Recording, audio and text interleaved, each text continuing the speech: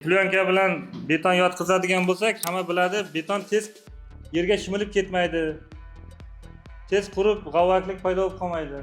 Bu normada qurib, keyin uxot qilib turish kerak buni betonni. Albatta uxot qilish kerak buni. Faqat beton qilib yotqizgandan keyin hammamiz bilamiz, qayerga beton qo'ygan bo'lsak, ustiga suv sepib turamiz, to'g'rimi? Qotguncha bu.